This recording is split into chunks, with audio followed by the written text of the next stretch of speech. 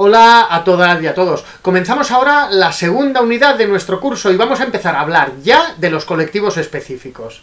Hasta ahora hemos caracterizado la figura del integrador o integradora social y hemos concretado qué es la intervención social como ámbito en el que desarrollaremos nuestra labor como técnicos. Bueno, pues ahora ya estamos en disposición de comenzar a conocer en profundidad los colectivos con los que vamos a intervenir como profesionales. Y en esta unidad nos vamos a centrar en uno de los colectivos fundamentales en la labor del integrador o la integradora social. Es el de personas con diversidad funcional. A lo largo de todas las unidades que vamos a centrar en colectivos específicos, y en esta dedicada a personas con diversidad funcional también, vamos a hablar de 4 cosas. En todas estas unidades vamos a hablar de 4 cosas. Primero, caracterizaremos al colectivo en cuestión. Luego, veremos la tipología que nos va a ayudar a diferenciar al colectivo. Luego hablaremos de las necesidades y de los apoyos que precisan las personas del colectivo que trabajemos y finalizaremos los temas dedicados a los colectivos centrándonos en las políticas y recursos dedicados a esas personas. Bueno, esto lo vamos a hacer en este tema dedicado a la diversidad funcional. Y en este vídeo que estáis viendo ahora vamos a hablar de los 2 primeros epígrafes, la caracterización del colectivo de personas con diversidad funcional y la tipología. Lo primero que hacemos, os pregunto, ¿cómo llamamos al colectivo? Porque si os fijáis un poco en las situaciones cotidianas, podemos encontrar a gente que dice discapacitados, o minusválidos, o inválidos, o incluso denominaciones mucho más injustas. Bueno, pues para llegar a la denominación más recomendable hoy en día, vamos a hacer un repaso a las denominaciones que se le ha dado al colectivo en las últimas décadas. En 1980, la Organización Mundial de la Salud publicó la Clasificación Internacional de Deficiencias, Discapacidades y Minusvalías, ofreciendo una definición de estos 3 términos de deficiencia, discapacidad y minusvalía. Dice que una deficiencia es una pérdida o una anormalidad de una función física o anatómica, tanto bien de origen innato o bien de origen adquirido, y puede ser permanente o temporal. Eso, una deficiencia. En cambio, una discapacidad, esta clasificación la define como la dificultad o la incapacidad para realizar una tarea considerada como normal, precisamente por causa de esa deficiencia. Es decir, la deficiencia es el trastorno en sí, y la discapacidad lo que la carencia impide realizar. Por ejemplo, una persona a la que se le amputa una pierna. Esta persona sufre una deficiencia, es decir, le falta una pierna, y esa deficiencia le provocaría una discapacidad, por ejemplo, para deambular con normalidad. Esta clasificación también define minusvalía, como la situación de desventaja consecuencia de la deficiencia y de la discapacidad. Por lo tanto, la minusvalía tiene que ver con el ambiente en el que vive la persona y son precisamente las barreras, no solo físicas, sino también culturales, las que agudizan la minusvalía. Hoy parece superada esta clasificación, pero hay que saber que en los 80, cuando se publicó, ya ofreció aportaciones muy positivas, ya que modificó la manera de considerar las discapacidades y además comenzó a servir de base para nuevas medidas legislativas. Pero entre las limitaciones de esta clasificación destacamos que no toma en consideración los factores contextuales en los que vive la persona, que es un enfoque... Además, es un enfoque bastante negativo. Fijaros en los prefijos de, dis, minus, y que los términos tienden a confundirse y a generar dificultades.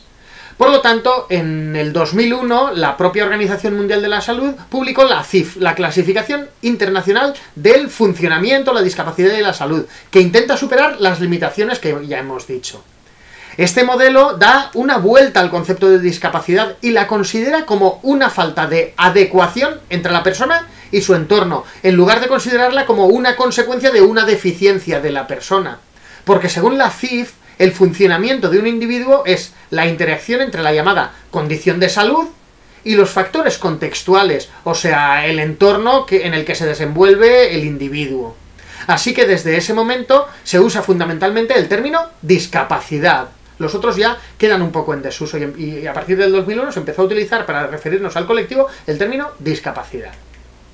Pero en 2005, el Foro de Vida Independiente, que es una comunidad constituida por personas de España y de otros países que promueven la reflexión acerca de los derechos de las personas de este colectivo, propuso un nuevo término, que es el de diversidad funcional, porque pensaron que el colectivo de discapacidad ya tenía muchas connotaciones negativas. Entonces propusieron personas con diversidad funcional, que en realidad todas las personas tenemos diversidad funcional. Lo que se pretende con esta definición es dejar patente que si alguna persona tiene problemas para desenvolverse con normalidad, la responsabilidad no es suya, sino del medio en el que se generan las dificultades.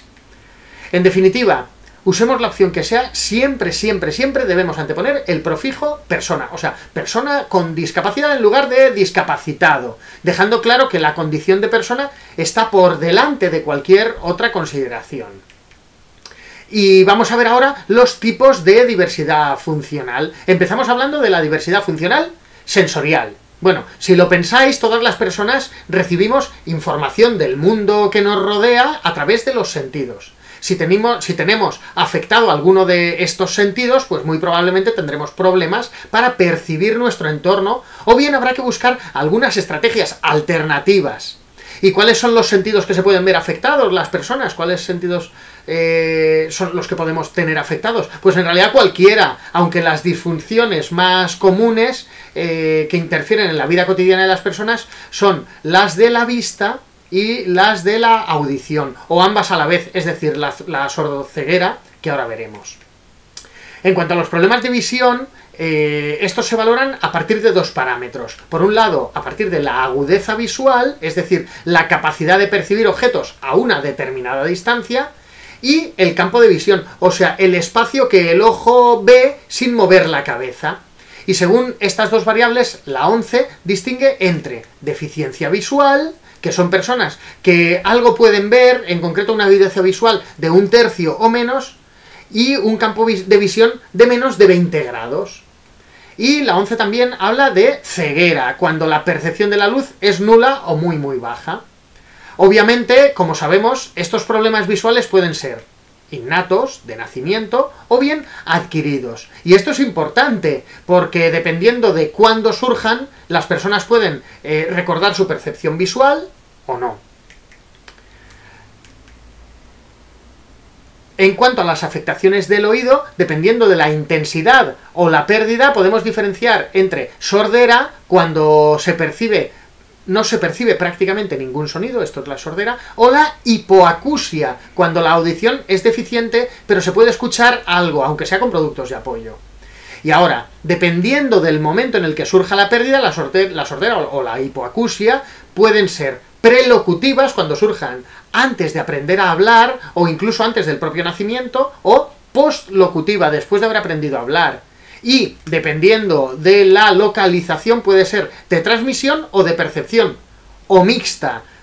Ahora lo vemos. La de transmisión es cuando está afectado el oído externo o medio, y lo que impide es que el sonido se transmita con normalidad. Puede ser por culpa de un simple tapón, o de una infección, o incluso por razones más graves, pero en general suelen ser pérdidas de audición moderadas y muchas veces reversibles.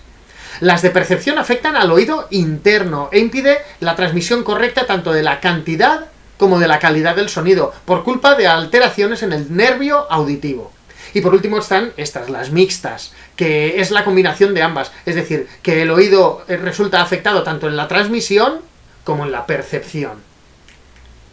Y en tercer lugar hablamos de la sordoceguera, en la que se combina una deficiencia auditiva con una visual. Dependiendo del momento en el que se adquiera y combinando los dos tipos de deficiencia, la sordoceguera puede ser bien congénita, cuando ambas deficiencias son de nacimiento, o bien que la deficiencia visual sea congénita pero que la auditiva sea adquirida, o al revés, que la deficiencia auditiva sea congénita y la visual adquirida.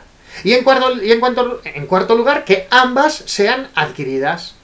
Al ver este vídeo, ¿os habéis parado a pensar que la mayor parte de información la percibimos a través de la vista o del oído? Por esta razón, el grado de dependencia de las personas sordociegas es muy alto. Lo reflexionaremos en clase. Y hablamos ahora de la diversidad funcional motora. Pensad que si el aparato locomotor está alterado, son muchas las tareas que se pueden ver afectadas. Por supuesto el desplazamiento, pero también otros movimientos, o incluso el habla. ¿Y qué es lo que puede provocar este tipo de diversidad funcional? Pues distinguimos entre dos tipos de lesiones que afectan a lo motor. Por un lado, enfermedades o lesiones del aparato osteomuscular, o sea, de los huesos y de los músculos, y enfermedades o lesiones del sistema nervioso. Además, obviamente, estas lesiones pueden afectar desde el mismo nacimiento o pueden producirse en cualquier momento de la vida. En el documento en PDF con los contenidos de la unidad tenéis una breve lista de las manifestaciones más comunes que se producen en el área motora. En concreto hablamos de parálisis diferenciando entre una plejía o una paresia. Una paresia es que la función del miembro queda debilitada y una plejía es que la función queda suprimida definitivamente. Así distinguimos entre monoplejía o monoparesia si se ve afectado un solo miembro, o hemiplejía o hemiparesia cuando la afectación es de un lado del cuerpo, o paraplejía o paraparesia si son las dos piernas, y tetraplejía o tetraparesia si son los 4 miembros. También se pueden manifestar a través de dificultades en el control y en la coordinación. Prestad atención a los términos que concretan en este punto en el tema. Hablamos de temblor, de espasticidad, de atetosis o de ataxia. Y también por ralentización de los movimientos, que es lo conocido como bradicinesia.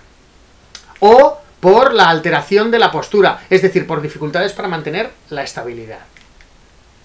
Y bueno, hemos hablado de la diversidad funcional sensorial, de la motora, y ahora vamos a hablar de la diversidad funcional intelectual. Bueno, hace años la vara de medir las funciones intelectuales de las personas era el cociente intelectual. A partir de ese cociente, de una manera aislada y absolutamente descontextualizada, si te salía un numerito determinado inferior a un límite que estaba pensado con unos criterios demasiado genéricos, se consideraba que la persona tenía un retraso mental. Hoy, por suerte, ya no es así estrictamente, pues se toman en consideración además otros aspectos. Así hoy, la definición de diversidad funcional sensorial con la que trabajamos, enunciada por la Asociación Americana sobre la Discapacidad Intelectual y el Desarrollo, esta asociación dice que las personas con diversidad funcional intelectual presentan limitaciones significativas en el funcionamiento intelectual y en la conducta adaptativa, las cuales se originan antes de los 18 años.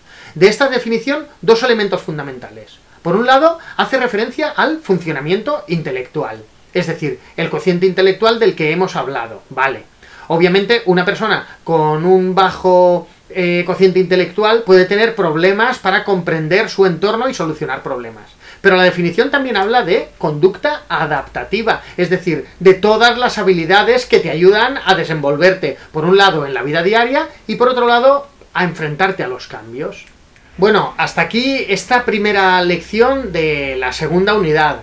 Es un tema que creo que es muy interesante y lo seguiremos trabajando en clase. ¡Mucho ánimo!